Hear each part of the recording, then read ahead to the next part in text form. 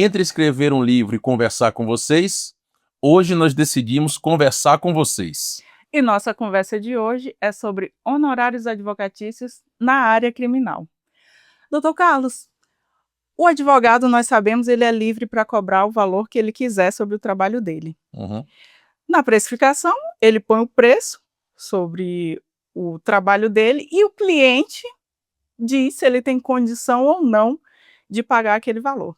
Mas eu fiquei sabendo que certa feita, após apresentar a proposta de honorários, um cliente, um potencial cliente seu, apesar de aparentemente não ter condições de pagar, ele te contou qual seria o plano dele para pagar esses honorários. Me conta aí essa história.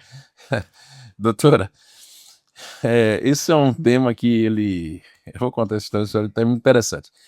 Esse é um tema recorrente, porque muita gente diz assim, eu quero saber como é que fulano de tal conseguiu pagar os honorários do advogado. Ou pior, diz assim, o dinheiro que o advogado recebeu, o criminalista recebeu, veio do crime, então isso é lavagem de dinheiro. Interessante, né, doutora? Primeiro eu quero desmistificar isso. Sim. O advogado, ele exerce uma atividade absolutamente lícita, regulamentada, e qualquer valor que ele recebe advém do trabalho que ele executou.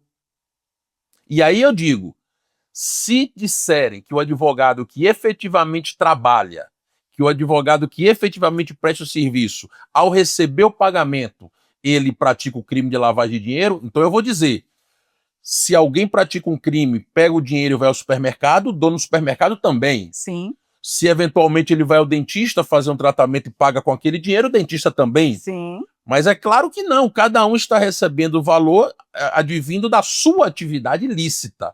Então, não cabe falar de forma alguma que aquilo ali seria um crime por parte do advogado. Mas vamos lá, vamos caminhar um pouco mais. Mas se o advogado sabe que o dinheiro veio do crime, ele pode receber? Primeiro, o advogado, ao receber os seus honorários, ele tem a obrigação de declarar ao fisco. Sim. Ele precisa do CPF que pagou a ele. Então, recebeu, está aqui o CPF, recebi dele.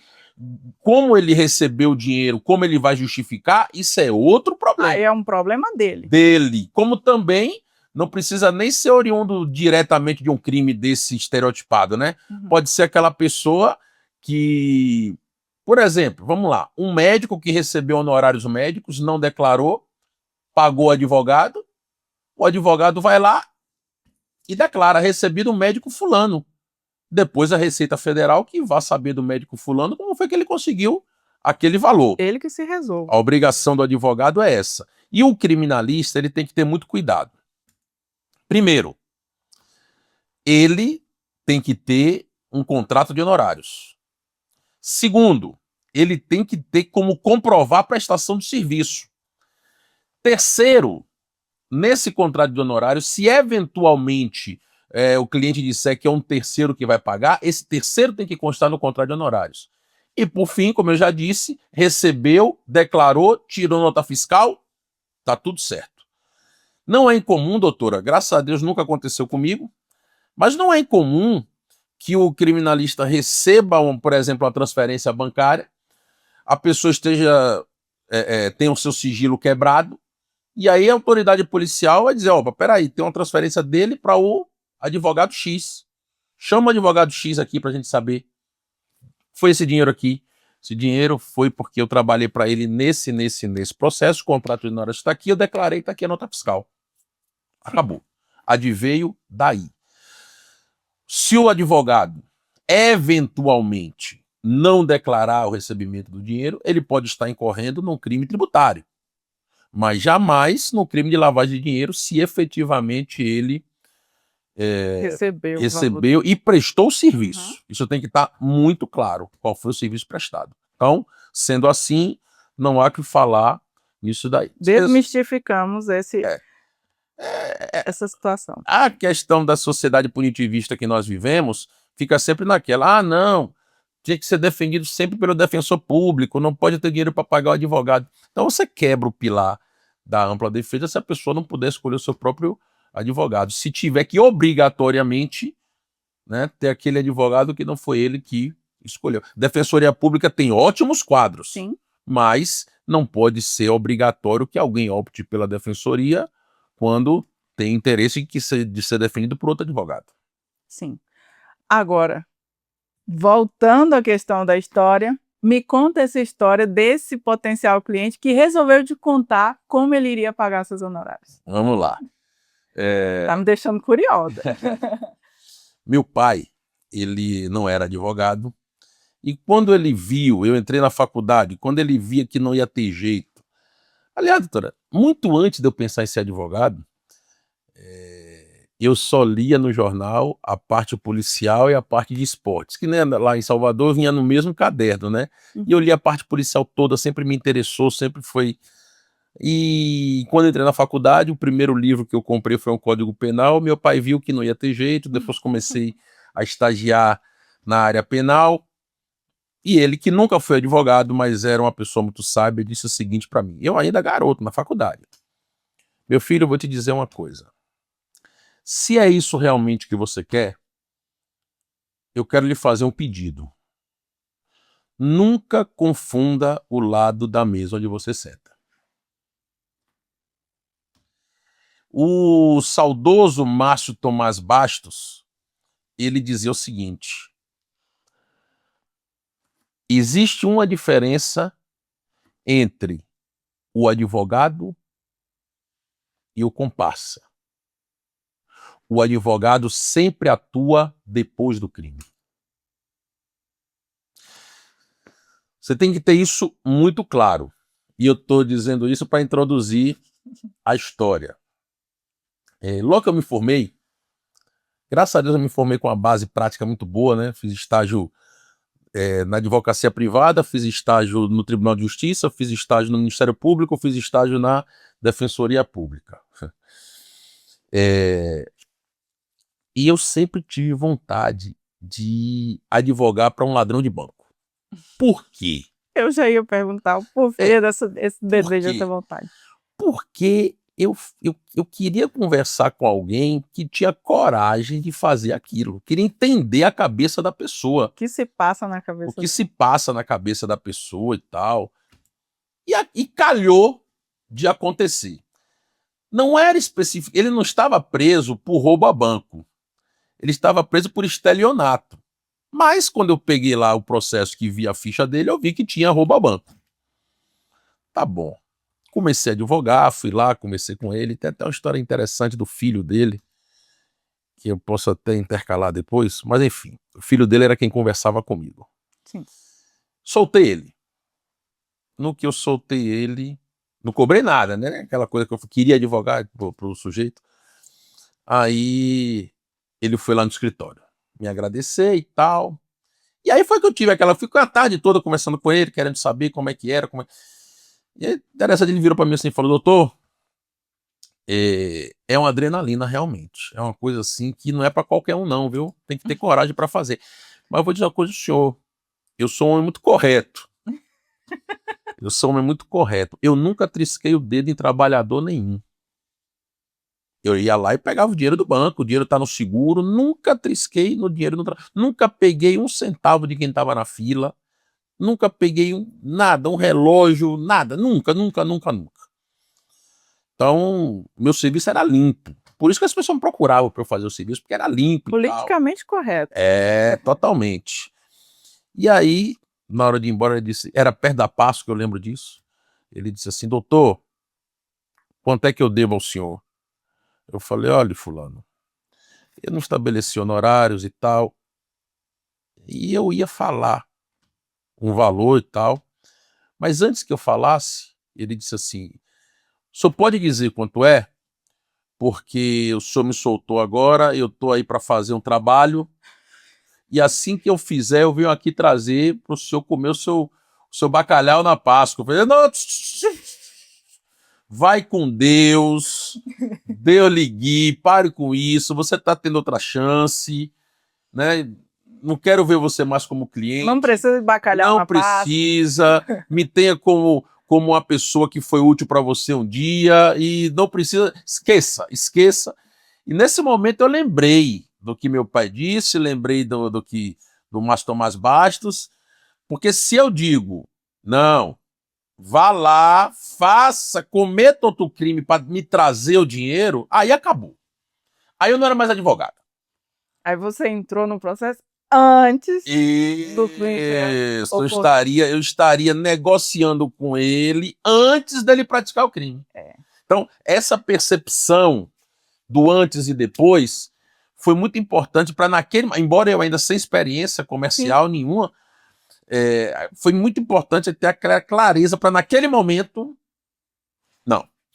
Fundamental, inclusive, você falar isso aqui, porque muita gente não tem experiência e também não teria essa noção, né, da repercussão que isso poderia trazer, Exatamente. dessa diferenciação do time em que o advogado entra na vida do cliente e saber falar o não de forma, inclusive, que não desagrade, né? A senhora imagina, doutora, ele vai lá, eventualmente pratica um roubo a banco, Sim.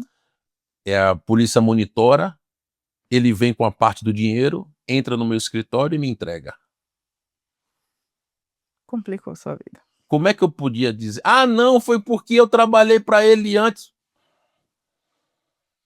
Não, peraí. Como é que eu vou saber que sua parte... Olha só, como é que eu vou saber que você não entrou nisso antes? Sua parte no negócio era soltar ele para ele fazer, cometer o crime e você ter a sua participação.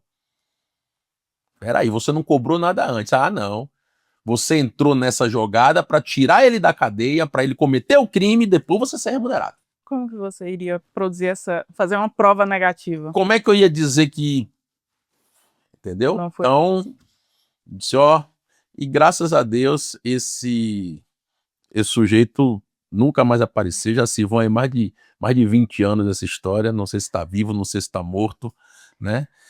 Mas hoje você também tá que tá, porque você tá só ativando a curiosidade, que você deixou um loop aberto lá na frente falando da história do filho dele, que eu não vou deixar encerrar esse episódio sem você contar. Como é que ele chegou até mim? Sim. Ou eu cheguei até ele, já que ele estava preso.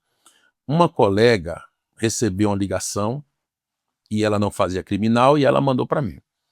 Chegou para mim um rapaz, um jovem rapaz, devia ter a minha idade ali, 23, 24 anos, muito bem apessoado, e disse que estava com problema com o pai dele.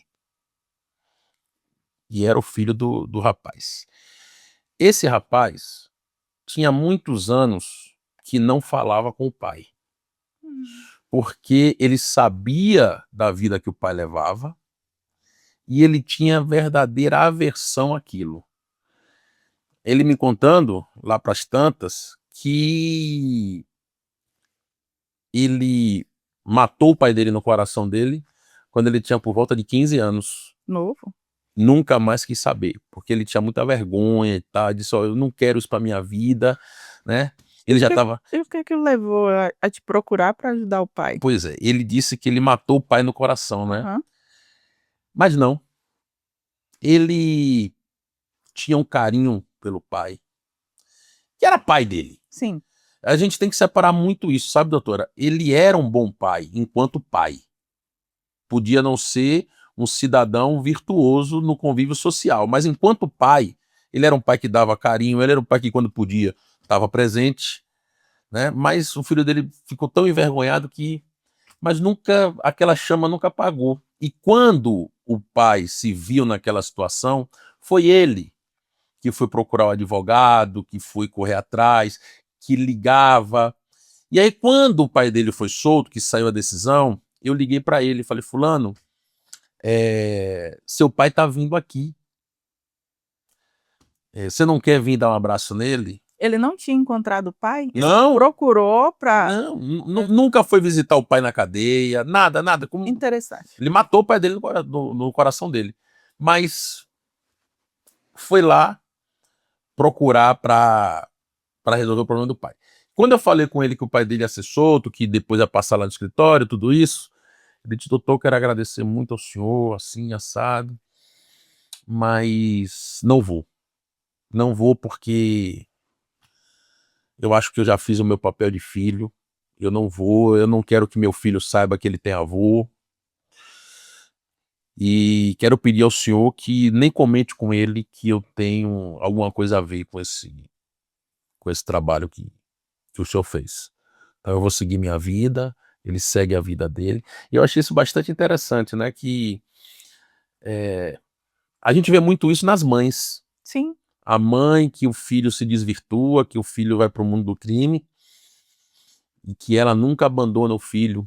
Né? Se a gente passa na frente de uma cadeia de visita, a gente basicamente só vê mulher e criança. Então as mães nunca abandonam os filhos. E eu achei muito curioso que esse rapaz nunca abandonou o pai. Ele estava ali nos bastidores, apesar de ter matado o pai no coração, de ter dito que ter matou. dito que matou, ele não deixou ele abandonado, Não, desamparado. não. E E a partir do momento que o pai dele saiu daquela situação, ele me pediu, por favor, o senhor não fale que eu tenho nada a ver com isso. consciência tranquila. Se ele perguntar, o senhor, por favor, não passa meu contato. Fiz o meu papel. Eu achei essa bastante curioso. Nunca mais vi uma situação dessa em que um filho acode um pai dessa forma. Interessante. Esse caso foi interessante de todos os jeitos. E é isso, né, doutora?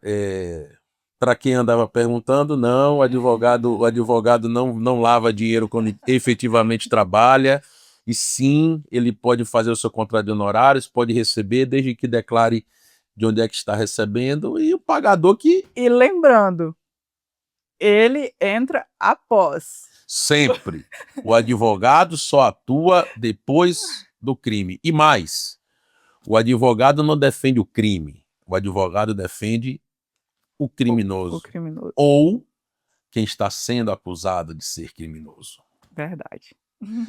E é isso, estamos sempre aqui, doutora, para responder essas curiosidades que chegam até nós sobre o dia a dia da advocacia. E se surgiu alguma dúvida sobre esse ou outros assuntos passados, só deixar aqui nos comentários que a gente faz mais um episódio sobre essas dúvidas Com específicas. certeza, sempre aqui com vocês. Até mais.